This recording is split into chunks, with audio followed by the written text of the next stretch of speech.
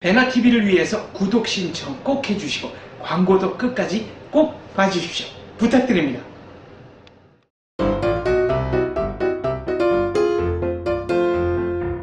유여의 법입니다. 네, 안녕하세요. 네, 엽기적인 얘기를 너무 많이 해가지고 네, 오늘은 네, 우아한 두렵습니다. 버전. 왜? 뭐가 부러워? 또 엽기적인 얘기가 나올까봐 뭐 우리 개가 원치 않는 임신했어요부터 뭐 이 방송을 보고 있는 네. 제 제자들이요, 박사님 보고 귀엽대요.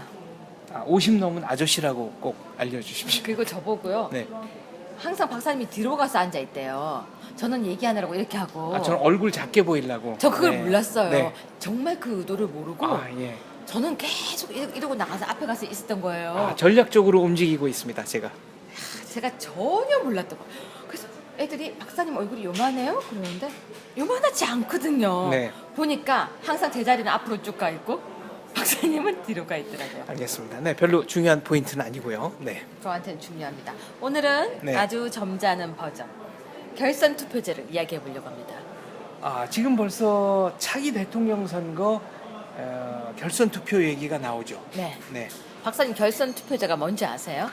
대통령 선거에서 어떤 후보가, 그러니까 제1위 후보가 유효 투표의 과반수 이상을 획득하지 못했을 때 네. 1위 후보와 차순위 후보 둘이서 둘만 빼서. 네, 둘만 빼서, 빼서. 네, 최종 결승전을 벌이는 게 하는 게. 네. 프랑스도 뭐 결선 투표제가 있고 결선 투표제 있는 나라가 좀 되죠. 루마니아, 불가리아, 브라질, 세네갈, 세르비아, 슬로바키아, 슬로베니아, 네. 아르헨티나, 아프가니스탄, 에콰도르, 콜롬비아, 페루, 포르투갈, 폴란드, 프랑스, 핀란드. 예, 그래서 그런 나라는 일단 원하는 거의 모든 사람이 출마를 한 뒤에 2등만 하면 되니까 그 다음에 이제 결선 투표를 보통 일주일 뒤엔가 하더라고요. 그래서 그 사이에 정치적 거래나 합종 연횡이 굉장히 많이 이루어지죠.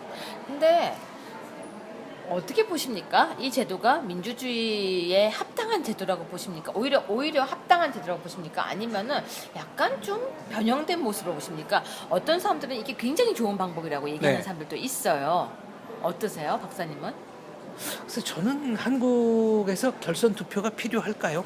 이런 네. 생각을 합니다. 누가 이런 글을 써놨더라고요. 네. 결선 투표제를 하기 위해서 돈이 많이 든다는 핑계를 대지 말아라. 네. 끝까지 이걸 해야 된다. 라는 말을 써놨더라고요. 결선 투표제를 하자는 이유는 어떤 경우든지 유효 투표의 50% 이상을 받는 사람이 네. 집권의 정당성을 갖는다. 네. 이게 이제 논리죠. 근데 박근혜 대통령은 이번에 50% 가졌잖아요. 51.6%니까 이런 경우에는 결선 투표 자체가 필요 없는 거죠. 그쵸? 외국에서도 1차 투표에서 50% 이상 득표한 후보가 나오면 결선 투표 없습니다. 그런데 왜 이번에 그 얘기를 계속하죠? 분명히 박근혜 대통령이 대통령 당선될 때는 네.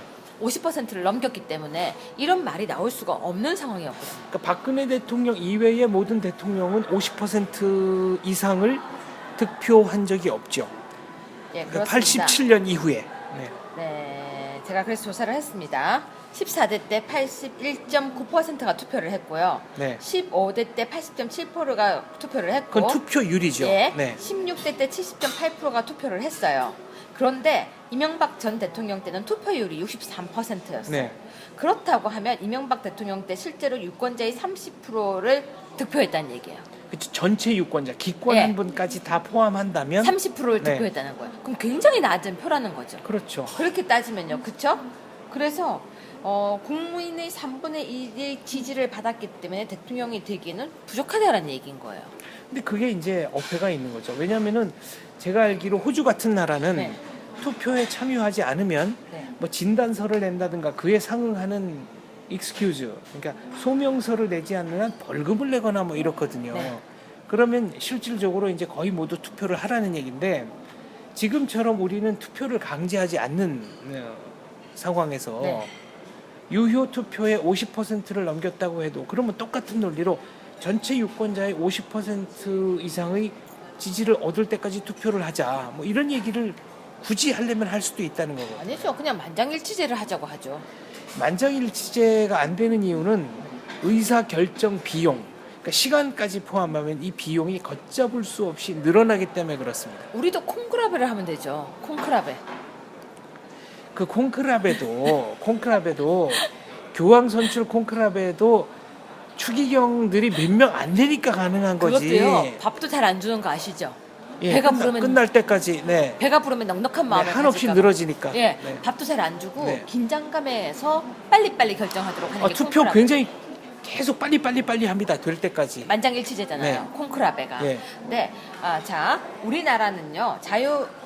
우리나라 헌법 제1조에서는 뭐라고 이야기하고 있습니까? 대한민국은 자유민주공화국이다라고 하고 있습니다. 네. 그러면 민주주의란 무엇일까요? 민주주의란 우리가 사회시간에 네. 다수결의 원칙이다. 그렇죠. 종다수의 원칙에 네. 따라 의사 결정을 하는 사회. 다수결이라는 건요. 네. 50%를 넘기는 게 아니잖아요. 유효 투표의 50%. 아니죠. 다수결이라는 것은 네. 다수.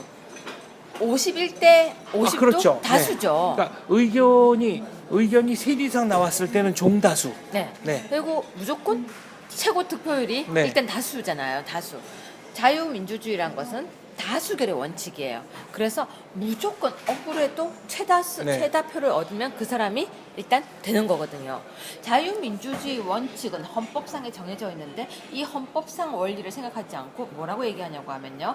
결선 투표제를 바로 공직선거법으로 정하자. 그거는 좀 무리가 있죠. 라고 하고 있습니다.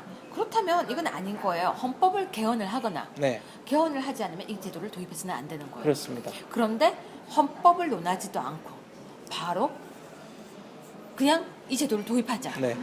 위헌이거든요. 그렇죠. 뿐만이 아니라 우리 조문에요. 헌법 67조 제2항 3항에서 규정하고 있는 게 있습니다. 혹시 이런 조문 알고 계세요? 이 조문이 어떻게 되냐면요. 잠깐만요. 제가 조문을 읽어드릴게요. 헌법에서는 만약에 1등과 2등 차이가 별로 없이 되면은 그것을 국회에서 네. 다시 국회의원들이 뽑도록 하고 있어요. 어떤 경우에요?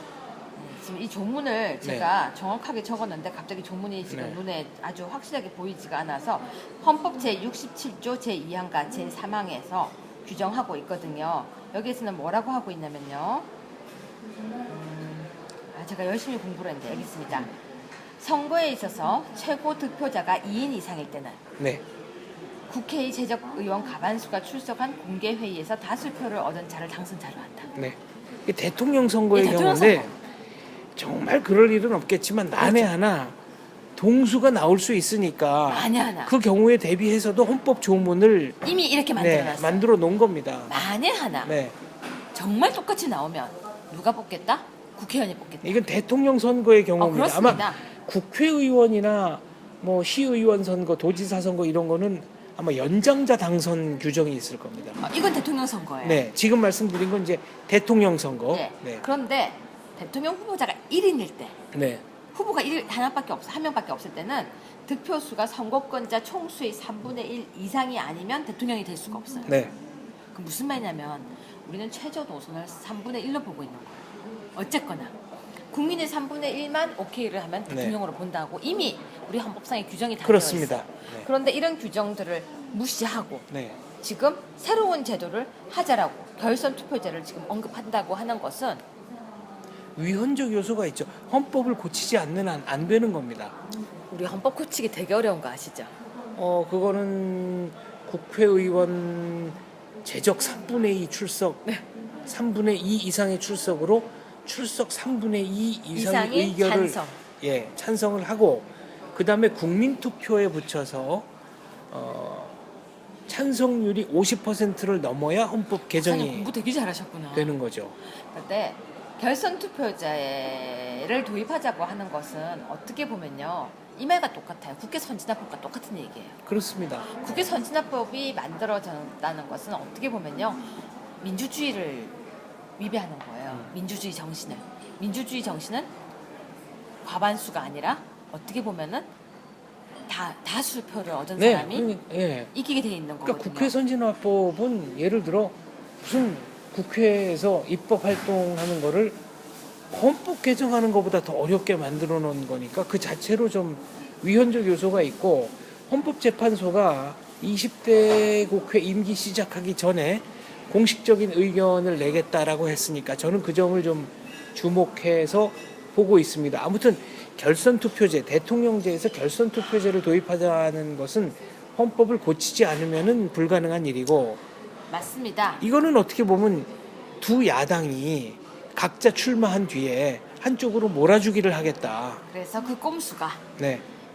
법을 잘 몰라서 이런 꼼수를 부렸던 것 같은데. 그러니까 정치적 거래를 좀 더 떳떳하게 하겠다 이런 거 아닐까요? 그렇습니다. 당당하게 하려고 말은 했지만 네. 우리가 헌법상에는 이미 할 수 없도록 되어 있고 다른 제도가 있고 네. 이 제도를 도입하려면 헌법으로 해야 되는 것이고 헌법으로 하지 못하면은 다른 법을 개정해도 아무 네. 소용이 없습니다. 다른 법에서 개정하게 되면은 위헌이 됩니다. 네. 그리고 우리가 국회 선진화법이 있었지만 필리버스터를 통해서 어떻게 막았습니까?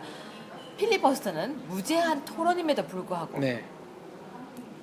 거의 책을 읽듯이 정말 누가 잘 참고 서 있나. 그렇죠. 그러니까 토론이 아니라 일방적인 의견 개진이었죠. 그렇습니다. 그래서 민주주의 원칙이란 것이 무엇인지를 한 번 더 국회의원들이 생각해 봤으면 하는 그런 계기였고요. 그리고 정말로 다수결의 원칙이 아닌 만장일치제를 원하는 것인지 아니면 콩크라베를 원하는 것인지 네. 무엇을 주장하는지는 모르겠지만 우리 헌법에는 절대 이 제도가 지금은 위헌이라는 것을 다시 네. 한번 이야기하고 싶습니다. 이른바 한때 논의가 됐던 원포인트 개헌, 조문 하나만 바꾸는 개헌을 하자. 네. 그러면 결선 투표제를 할 수 있지만 조문 하나만 바꾸는 개헌도 지금 말씀드린 대로 국회의원 3분의 2 이상이 출석한 회의에서 3분의 2, 결국 국민투표까지 가는 절차는 똑같이 밟아야 됩니다. 그렇습니다. 네. 그리고 이런 제도를 간단하게 특별법으로 만들려고 한다면 그것 역시 위헌입니다.